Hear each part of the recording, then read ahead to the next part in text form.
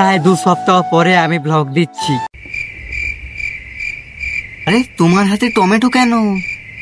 আরে চপ্পল ছিঁড়ে গেলে ফেলে দিতে হয়, হাতে কেন ওটা? তোমাদের সাথে মিনি ব্লগ কিন্তু শেয়ার করেছি, তার মানে এটা নয় যে আমি একবার ভিডিও আপলোড করিনি।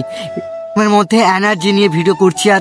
আজকে যাচ্ছি দোকানের দিকে আর আনবো আমি সাথে কোল্ড ড্রিঙ্কস। আর গরমে কোল্ড ড্রিঙ্কস ছাড়া চলে না। আজকে ফুল মাস্তি হবে। পুরো ব্লগটা তোমরা শেষ অবধি দেখতে থাকো। তো হ্যালো বন্ধুরা, সবাই কেমন আছো? আমিও খুব ভালো আছি। আজকে ভিডিওটা তোমরা শেষ অবধি দেখো, খুব মজা হবে। এখন যাচ্ছি দোকানের দিকে, পুরো ভিডিওটা দেখতে থাকো।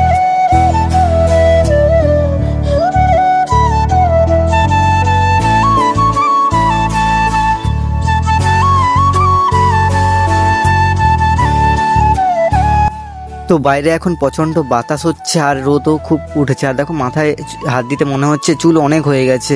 আর হ্যাঁ, সেই আমি সরস্বতী পুজোর সময় চুল কেটেছিলাম, আর কাটা হয়নি। এরই মধ্যে কবে হোক একটা চুলটা কাটতে হবে। আর আমাদের এই রাস্তা দেখলে মনে পড়ে, এই রাস্তা যখন ছোট ছিলাম তখন মোরাম রাস্তা ছিল, আর এখন ঢালাই হয়ে গেছে। তোমাদের সাথে কথা বলতে বলতে দোকানের দিকে এগিয়ে গেলাম। হাতে রয়েছে 30 টাকায় একটা কোল্ড ড্রিঙ্কস নেবো, একটা সাবান নেবো। বাড়িতে আজকে গেলে ভালো করে সাবান মেখে স্নান হবে, এই গরমে এনজয় হবে। চলো দেখা যাক। আর দেখো চারিদিকটা কেমন রোদে উজ্জ্বল, আর আমি হাতে এটা নিয়ে বলছি চলো আজ পার্টি হোগা।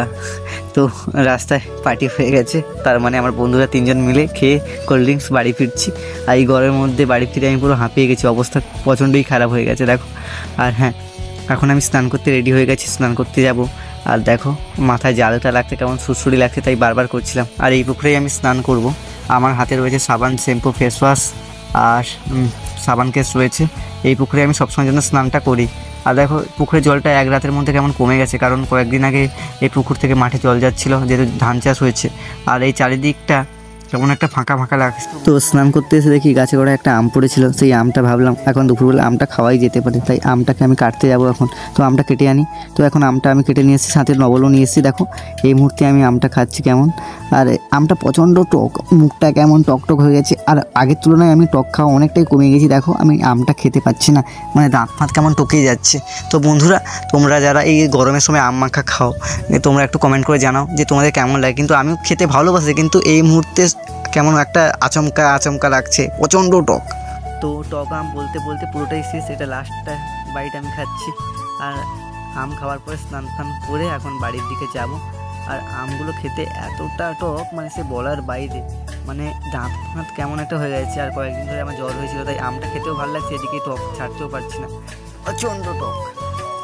আর তো আম খাওয়া কমপ্লিট, এখন স্নান করবো। স্নান করে তোমাদের সাথে দেখা করছি। চলো টাটা, আমি স্নান করে ফাইনালি স্নান করে চলে এলাম। আর দেখো স্নান করার পর সব কিছু ঠান্ডা হয়ে গেছে পুরো, মানে শরীর মন সব কিছুই। আর এখন আমি খেতে বসবো। তো আমি খাওয়া শেষ করে তোমাদের সাথে দেখা করছি।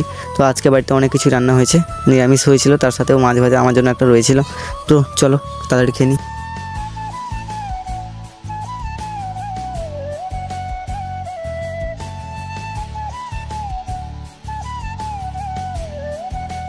তো খাওয়া দাওয়া কমপ্লিট করে যখন দেখি ভাই চলে এসেছে আমার কাছে। তো এখন দুপুরবেলা একটু কুস্তি করছিলাম, তারপর ঘুমাতে হবে। দাঁত কই ইয়ে মারে দাঁত নেই, ইয়ে দাঁত ফাঁকা হয়ে গেছে রে। ভিডিওটা আমি এখানে শেষ করবো ভাবলাম, তখন এই দুজন বাবু এসে হাজির। দিয়ে বলছে আমাদের একটু ভিডিও নাও না দাদা, নাও না। আমি বললাম হোক নিয়ে না। দুপুরবেলা যখন লাঞ্চ করতে এসেছে তখন এদের ভিডিওটা নিয়ে নিই। সবাই ভিডিওটি লাইক, কমেন্ট, শেয়ার করে দাও, সাবস্ক্রাইব করে দাও।